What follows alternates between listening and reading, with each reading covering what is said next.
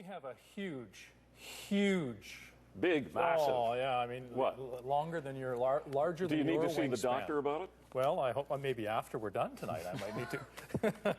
But it'll only be me, not the person who is helping me tonight, because we have... You got to help her? I believe we do, and he's the best. I certainly have thought so for years. Good evening. Quite the tribute.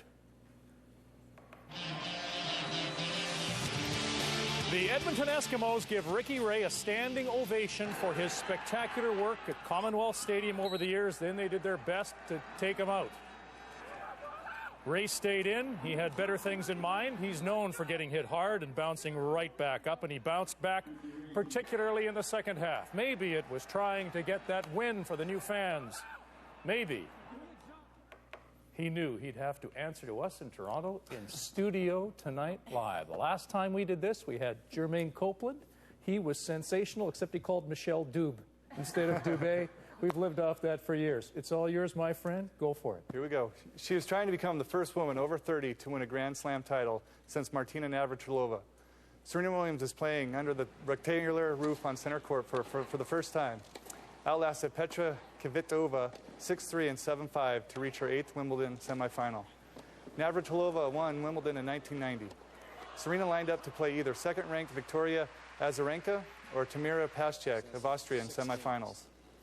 Elsewhere, Angelique Kerber in the near court here advanced to her first Wimbledon semi by outlasting another German, Sabina Lisicki. In 3 sets, it went 6-3, 6-7, and 7-5. Lisicki had beaten Maria Sharapova on the weekend. In men's play, David Ferrer had to wait 40 minutes while organizers decided whether or not to close the roof. I played in Edmonton where it was 40 below on a good day. I don't get these tennis players afraid of a little rain. Anyways, Ferrer won his match, beating Juan Martin del Porto in straight sets. Andy Murray is into the final 8 again. That's 5 straight years. He took out Marin Cilic in straight sets. Also, Florian Mayer and Philipp Kohlschreiber of Germany also advanced. The top story today has to be my team getting ready for the home opener against the Calgary Stampeders this Saturday afternoon. I was told this is the largest market in Canada and that this is the most watched supper time newscast in the country. Lance told me it's watched by millions. I can tell you this for sure. I love beating the Calgary Stampeders. I did it all the time in Edmonton, and I plan to do it Saturday. Here's the good news. In the East, the Argos, who lost at Edmonton on Saturday, are no worse off than they were before the season started. Nobody in the East has won a game yet. All the Western teams have. With a new head coach, a new quarterback, and many new players, 8 rookies started against Edmonton on defense on Saturday. Many believe 2 preseason games are simply not enough. Do you think your team could have used a couple extra preseason games, Coach? I don't know. Obviously, we've got to play more discipline. But there were some positive things. There were some negative things. The guys fought for 60 minutes, and they had a chance to win it at the end, but we had too many mistakes. 18 penalties against the Eskimos would seem to suggest they aren't quite in sync yet, though the Argos' defense played well. Kind of got to go through that, right? It's baptism by fire with these young guys, and we've all gone through it, and you just got to go out there and just play. You got to make mistakes, right? It's the only way to grow from it. Whether you've been together for 6 years or this is your first year as a unit, you're going to go through things. And I think, at the end of the year, whoever makes those adjustments and whoever catches on at that time is the team that gets hot. And that's what that was BC last year. CTV sports anchor Ricky Ray, who told me today he was sensational Saturday and that it was all the rest of the guys screwing up, knows that despite his personal magnificence, even he will have to be better for the home opener. We got a lot of new faces, new systems, all those new things. It takes a little bit of time for everybody to get comfortable with what they're doing out there. So we're building confidence every game, every practice, and hopefully we can get it sooner rather than later. All the Stampeders have done is obliterate Montreal 38-10. Saturday's game might be the second best thing to watch on television this week. Canada's most watched newscast. They caught me a little bit. They got the most boring guy on the team to read the news. I don't know how that worked out. Well, this could be your breakthrough moment, though. It could be. The Canadian Olympic team, the Canadian Olympic Committee and Canada Basketball announced the women's national team roster that will compete in London.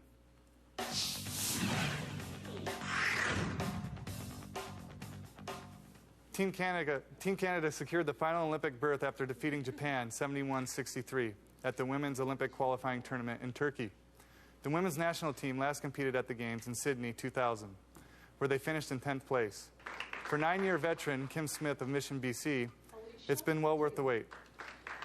For women's basketball, it's been a long time coming. It's been 12 years, and there's been a lot of heartbreak. But it's all worth it now, it feels like. We qualified for the Olympics on Canada Day. Life does not get any cooler than that, I'm convinced. There have been 229 athletes nominated to the Canadian Olympic team to date. Olympic Alert brought to you by McDonald's, official restaurant of the London 2012 Olympic Games.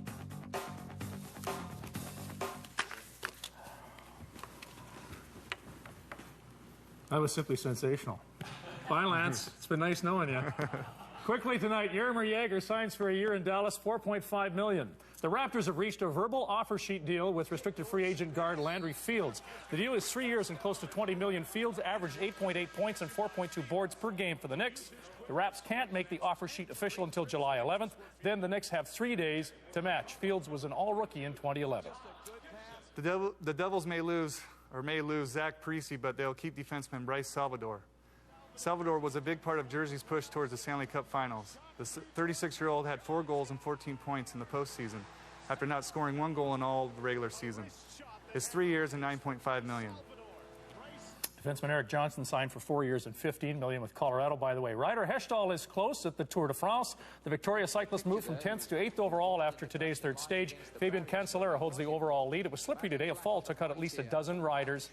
And we see the Blue Jays are getting their season over with early.